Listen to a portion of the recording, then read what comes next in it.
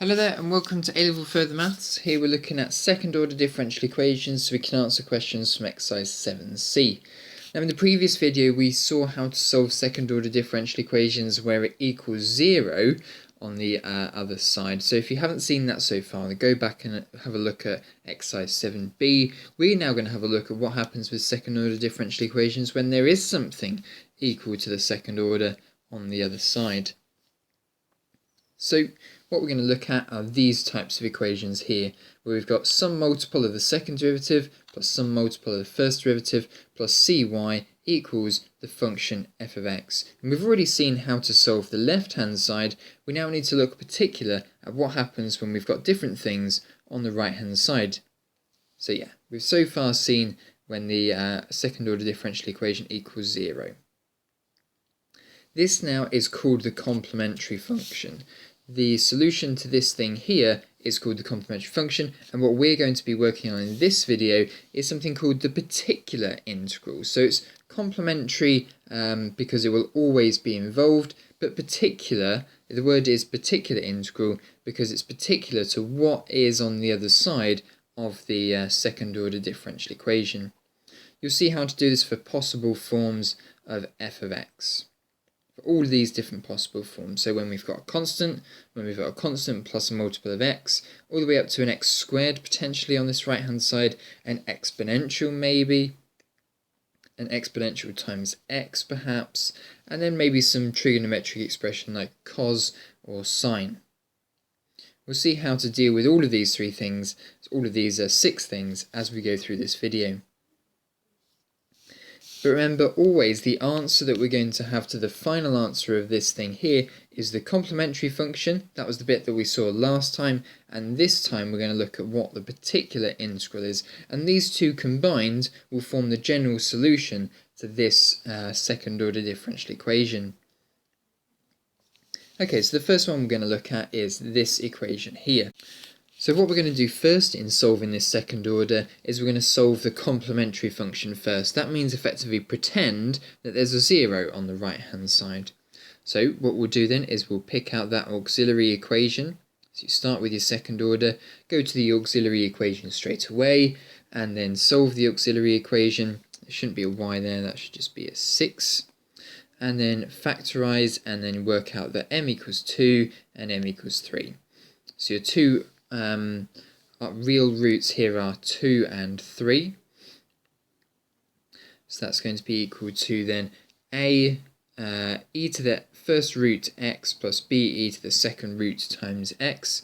So the answer to the complementary function here is going to be e to the 2x plus be to the 3x. So that's going to be the first part of our answer. That's going to be the first component of the solution. This is called the complementary function. So CF is equal to this thing here. Now we need to work on the particular integral. So what do we do when it equals 3 on the right hand side? Well, let's have a think about it. What could the function y be to leave a 3 on the right hand side and just the number 3? What kind of function might y have been to leave a 3 on the right hand side? Well, if the function is just 3 on the right hand side, then it's probably going to have been just a constant term. So what we're going to do here is let y, that's y referring to the y here, and the y here, equal some constant term. And we'll call that constant term lambda. So lambda here is representing a constant value, or just a number. So let's see what happens if we take y, take the differential of y, and take the second differential of y, and put it into this second order differential equation. Let's see what happens. So we'll start with y equals that constant term, differentiate it, and the differential of a constant term is just 0. So the differential is 0. The second differential will definitely be 0 as well. Now let's see what will happen if we plug these three things in to our second order differential equation. So substitute those in. So the second derivative is 0, first derivative is 0, the function y is going to be lambda, or that constant term. So it's going to be 6 of those lambdas equals 3, so the value for lambda is equal to 1/2. So the particular integral is going to be y equals a half, because lambda is equal to a half. And if you think about it, if you put the function of a half into y, and the first derivative and the second derivative, then it's just going to be 6 times a half, which will give you 3. Voila. So that's how we got the 3, is because it was 6 times a half, which gave us 3. So the particular integral is a half. Now the final answer, we've got 2 components here. What do we do with these 2 answers? Well, the final answer comes together by adding the complementary function and the particular integral. So the final answer for this question is this thing here. A and B, capital A and capital B, are effectively the constants of integration in this question. So we might be able to find them at some point if we have a value for x and a value for y. But this here is the final answer. There's no plus c on the end. The plus c is effectively the plus half in this case because it equals 3. But here we are. That's the final answer. The complementary function makes the differential equation equal to 0, and the particular integral makes it equal to whatever we have on the right hand side. So when the complementary function makes a 0 and the particular integral makes a 3, it's effectively saying that the right hand side is 0 plus 3, because the complementary function will give us the 0 and the particular integral will give us the 3. So it's just 0 plus 3, and that's 3. Overall, we need both to give us the exact equation. Neither will do just on their own. We'll now see how this works. Okay, so what we're now going to do is I'm just going to show you that this equation would work if we differentiate it again, and plug it into this thing, and it should equal 3 on the right hand side. So let's go through that nice and quickly. Differentiate it again, start substituting it into the values. So we've got the second derivative appearing here, first derivative appearing here, and the y function appearing here. Let's now expand the brackets and simplify your algebra, and that will equal 3. You can see there that a lot of the algebra down the bottom will cancel out. For example, the a's will have 4, minus 10 and 6, so that will cancel out, and the b's will have 9, minus 15 and 6, which will also cancel each other out. So the whole of this thing here is the answer to this second order differential equation. So remember, it's CF plus PI. The complementary function you find first, and the particular integral you find second. Okay, let's have a go at a slightly different equation where we've got something different happening on the end of the equation. You can see here we've picked the same left-hand side, but we're going to now work on what would be different with the right-hand side. So the complementary function is still the same, but now we're going to have a look at what happens if it equals 2x on the right-hand side. Okay, so the function is equal to 2x on the right-hand side. Okay, so what we need to think now is what would be a suitable answer for y to give us 2x when we take it, differentiate it, and differentiate it again to leave us just with the 2x. And what you're probably thinking is, well, maybe it might be something like a third x. Because if it was a third x, then 6 times the third x will give us 2x. But don't forget that this third will also be differentiated, and it will appear here. So we'd end up with minus 5 thirds equal to 2x plus nothing. So this actually will not be the answer. The answer is not going to be just a third x. Because what will happen is we'll differentiate it once, and then something will appear in the derivative position. So what we need is to suggest that y is equal to something times x. That's definitely going to be important, but also plus some constant term on the end. So then it will cancel out the derivative when we're in the first derivative position. So what we'll do is we'll start with this expression here. And whenever you've got something x on the right hand side, that's what you're going to start with. So let's work out what lambda and mu represent. They're constant values, so we're going to work out what numbers they are representing. So we start with y equals lambda x plus mu. We need to differentiate it again, and then plug the answer in to the left hand side. So differentiate it once, we get lambda. Differentiate it twice, we get 0. So let's now plug the first derivative in and the y function in. So let's substitute these terms in, and we get minus 5 lambda plus 6 lambda x plus mu. So we've substituted those in, first derivative and the y function, not the second derivative because that was just 0. Let's multiply out the brackets and see how we might solve this. Let's first look at and compare the coefficient of x on each side. They must be equal to each other. So if we look at what's in front of x on the left hand side and what's in front of x on the right hand side, then those two things must be equal. 6 lambda, which is in front of x on the left, must be equal to 2, which is what's in front of x on the right hand side. So therefore lambda is equal to a third. Now that we know lambda is equal to a third, that's what we kind of suggested to start with. Now that lambda is a third, we can have a look at the constant term, and the constant term on both sides must be equal as well.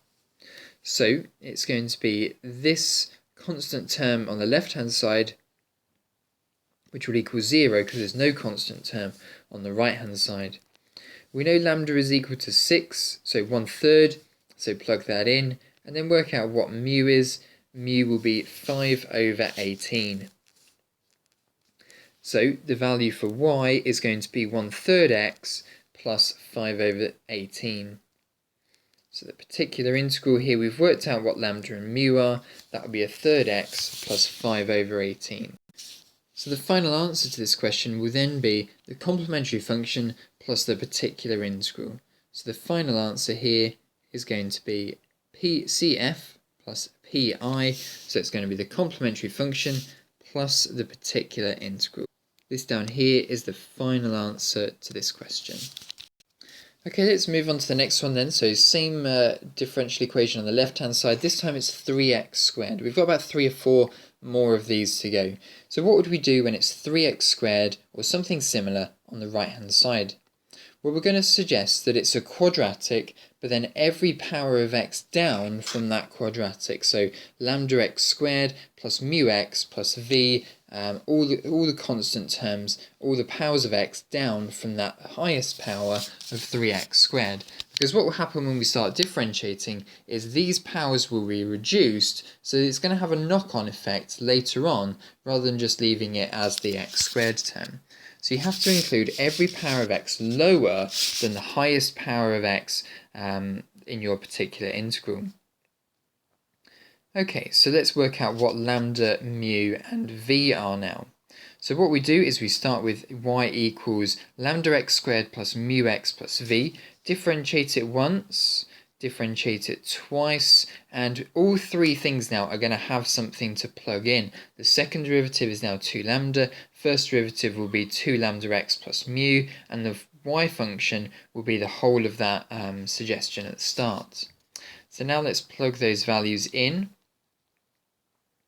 and we get something very, very complicated. The second derivative got plugged in, the first derivative got plugged in, and the y function also was substituted in.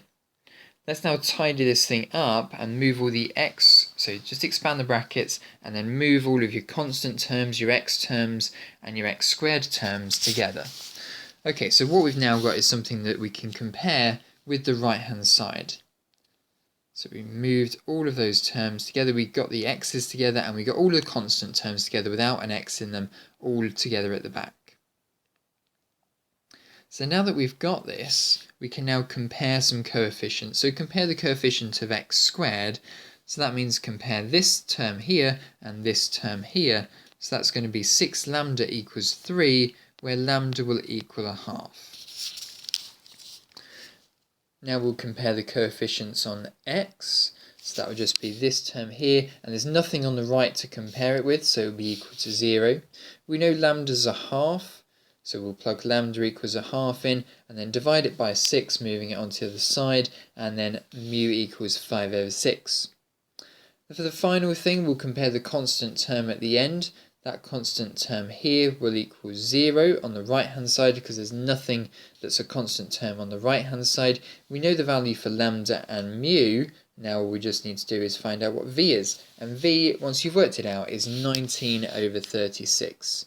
So the particular integral here is going to be a half x squared, because a half was the value for lambda, which was in front of x squared, plus 5 over 6x, because that was a value for mu, and then plus 19 over 36, because that was the value for v.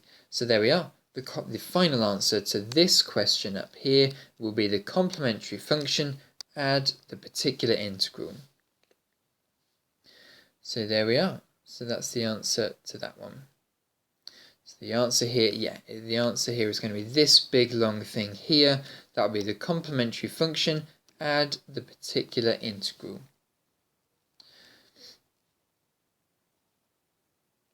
Okay, starting to get a bit harder now. What happens when this differential equation will equal something like e to the x? Well, just have a little check first that it doesn't get in the way of your complementary function, otherwise you'd have to do something else, but it doesn't look like it does here. The power on the e is different. It's e to the x rather than e to the 2x or e to the 3x, because if it were to be the same, it might accidentally get in the way. But the power on the x here is not the same, so we're just going to carry on as normal. So the particular integral, we're going to have the end function being e to the x.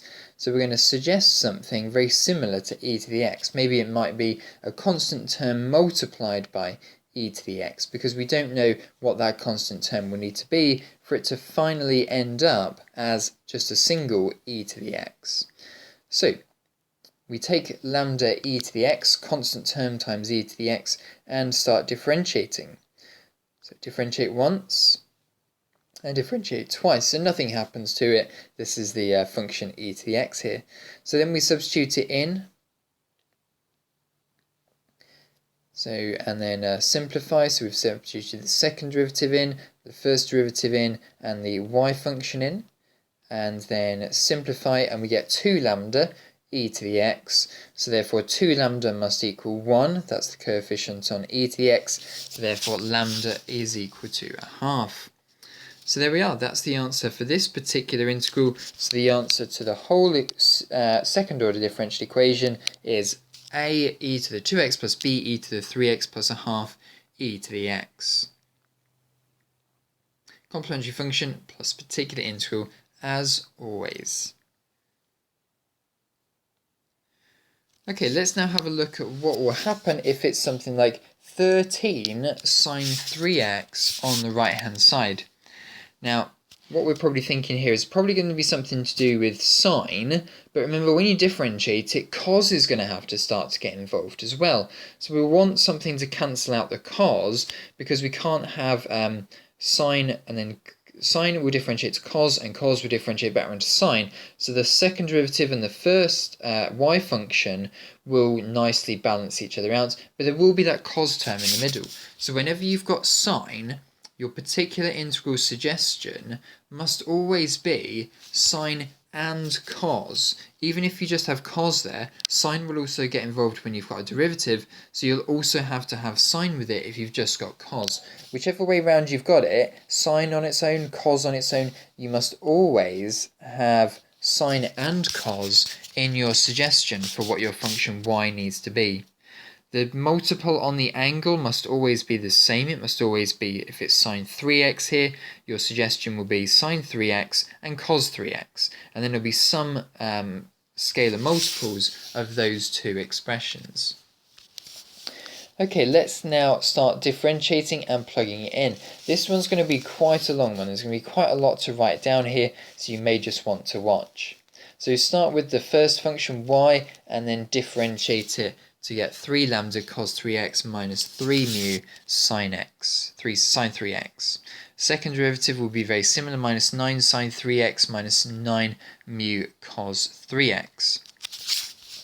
Okay, let's now start substituting those into the second order differential equation.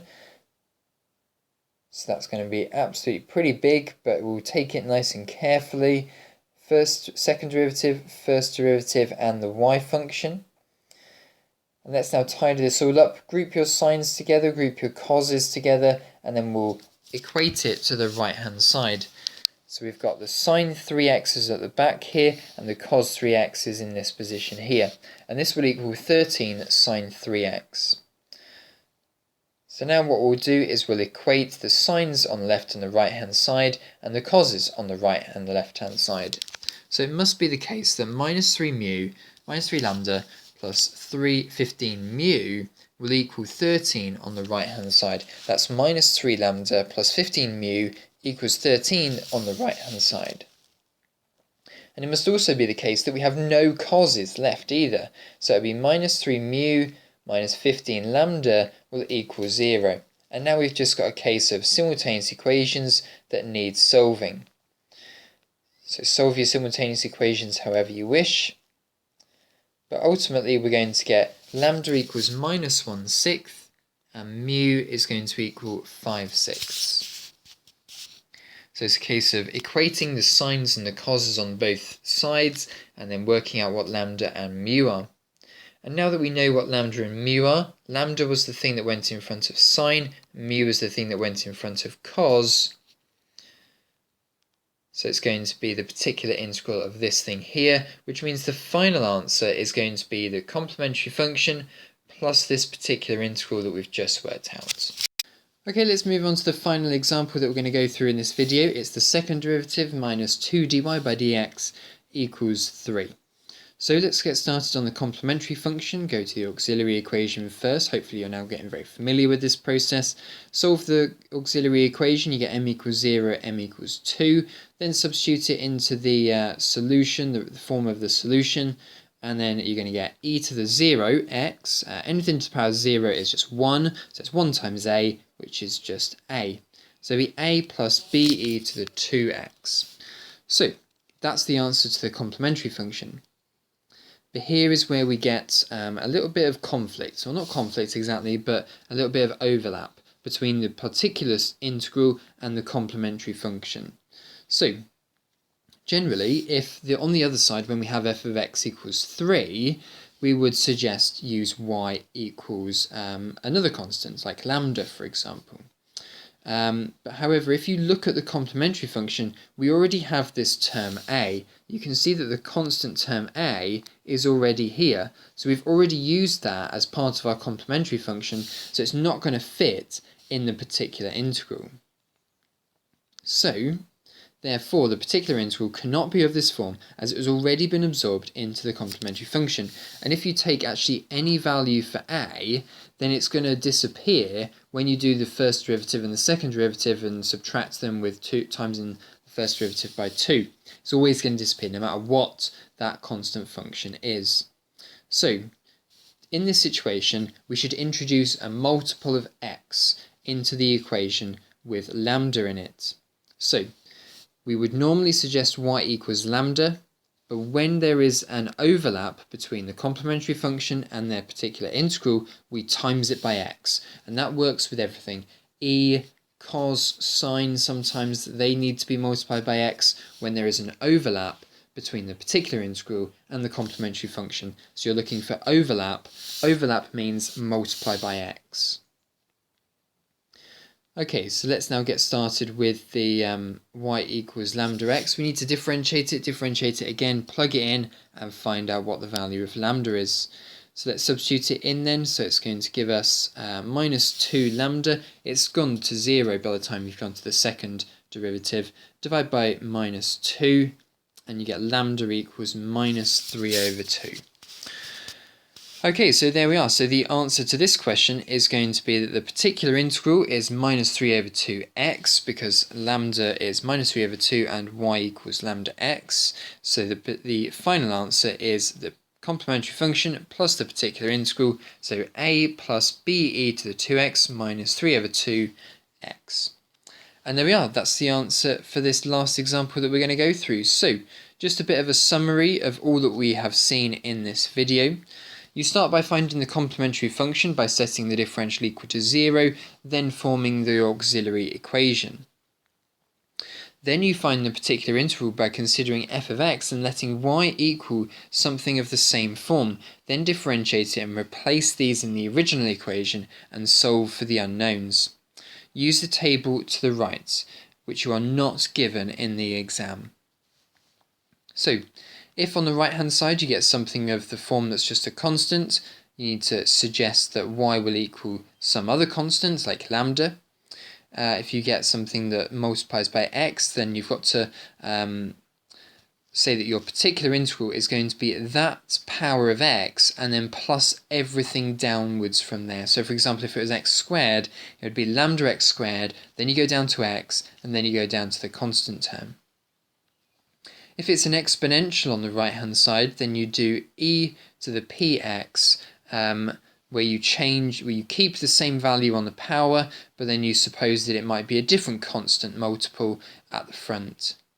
Anything to do with sine and cos, you keep the same value of a inside the angle, but then you introduce both the sine and the cos, because when you differentiate them, both will start to appear on the left hand side, and you suppose that there's a constant multiple of both of these terms, such as lambda and mu.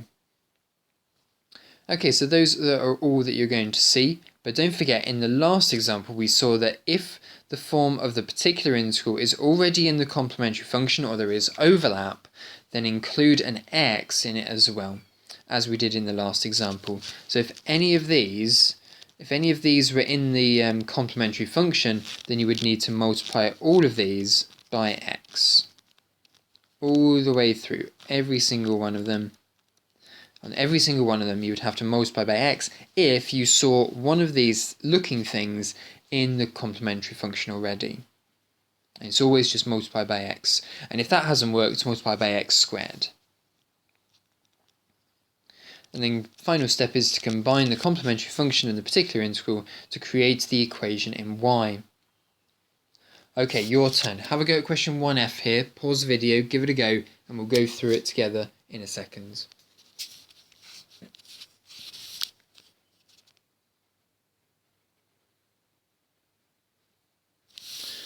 Okay, let's get started then. So first of all, complementary function is going to be m squared plus 2m plus 1 equals 0. This is going to give us m plus 1 squared equals 0. So we have minus 1 as a repeated root. So therefore the form that will take will be a plus bx e to the minus x. There's no overlap with the particular integral, so we can proceed as normal. The particular integral. I'm now going to suggest that we have a particular integral of lambda cos 2x, but you also need the sine one in there as well, plus mu sine 2x. Let's now differentiate once. So it's going to be minus 2 lambda sine 2x plus 2 mu cos 2x. And let's differentiate a second time. We're going to get minus 4 lambda cos 2x, and then it's going to be minus 4 mu sine 2x. And now all of these need to now be put in the left-hand side of the second order. So what I'm going to do is I'm going to start to factorise cos 2x and sine 2x right from the beginning. So I don't want to have to write everything out and then factorise it. And this will equal 25 cos 2x. Right, so let's get started then. So it's going to be one lot of the second derivative. So that's going to lead me to minus 4 lambda and minus 4 mu on the sine. I want two lots of the second derivative, so that will make for me minus 4 lambda in the sine and 4 mu on the cos. And then we want one lot of the first function, that would be a lambda on the cos, and that would be a mu on the sine. Okay, so I've factorised as I've gone along there. Makes it a bit easier. So now our simultaneous equations are going to be 4 mu minus 3 lambda equals 25. And for the second one over there on the sine, it's going to be minus 3 mu minus 4 lambda equals 0. Okay, let's multiply the top one by 3 and the bottom one by 4. No, actually do top one by 4 because then it'll make it 100, won't it? So top one by 4 will make it 16 mu minus 12 lambda equals 100. And the bottom one by 3, to make the lambdas equal, that'll make it minus 9 mu, minus 12 lambda equals 0. We're now going to subtract the two equations, so we'll do equation 1 take away equation 2, call this 1, call this 2.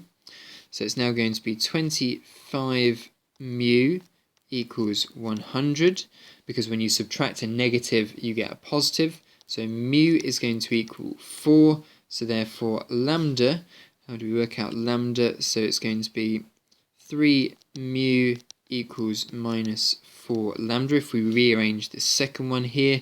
So put in 4 there, so that's going to make it 12 equals minus 3 lambda, so lambda equals minus 3. Great, we're very nearly there then. Now that we've got this, let's write out our final answer.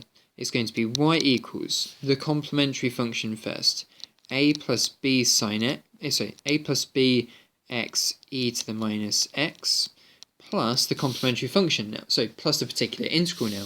And it's going to be of this form here, where I now know the value of lambda and mu.